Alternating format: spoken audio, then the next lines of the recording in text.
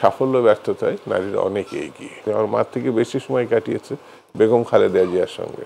আমি মনে হয় আমার জন্মটা হয়েছে রাজনীতি করার জন্য, লেখাপড়াটাও করেছি রাষ্ট্রবিজ্ঞানে, তারপরেও আমি বলেছি আর ভালো লাগছে না, রাজনীতিতে আর করব না। তখন এই আমার স্ত্রী, যিনি এখনো জীবিত, যিনি লেখাপড়ায় বুয়েট, কোনো কোনো ক্ষেত্রে হয়তো আমারও অতিক্রম করেছে, বলেছে রাজনীতি তুমি ছাড়তে পারো, কিন্তু রাজনীতি তোমাকে ছাড়বে কিনা সন্দেহ আছে।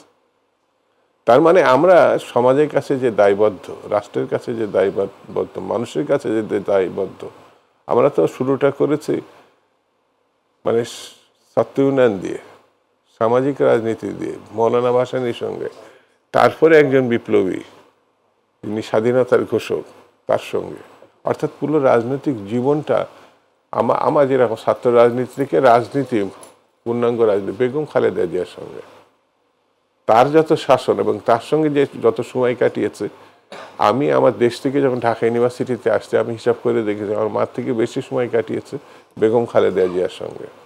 কখনো শাসন করেছেন, কখনো আমার কাজকে সমর্থন করেছেন, কখনো আমার কাজকে তিনি সমালোচনা করেছেন।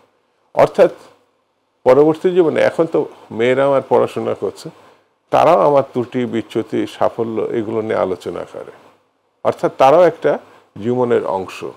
সেই জন্যে নারীর বাইরে মানে কোনো রাজনৈতিক আংশিক বলবো না, শিল্পী, সাহিত্যিক, লেখক, বুদ্ধিজীবী, আমার মনে হয় কোনো না কোনোভাবে তাদের যে সাফল্যের জয়গান বলি আর ব্যর্থতা যাই বলি না, এটির একটা অংশ কিন্তু তারা।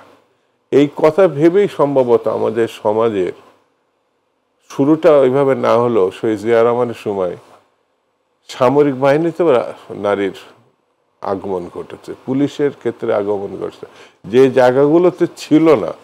অর্থাৎ এখন রাষ্ট্র কিন্তু পরিপূর্ণভাবে নারীরা অংশগ্রহণ করছে এটা আমি বলবো না, অনেক উপেক্ষিত। তারপরেও লক্ষণীয় বিষয়, বাংলাদেশের প্রধান দুটি রাজনৈতিক দলের প্রধান নারী, ঠিক তেমনি রাষ্ট্রের প্রধানমন্ত্রী এবং বিরোধী দলের নারী আমরা লক্ষ্য করেছি।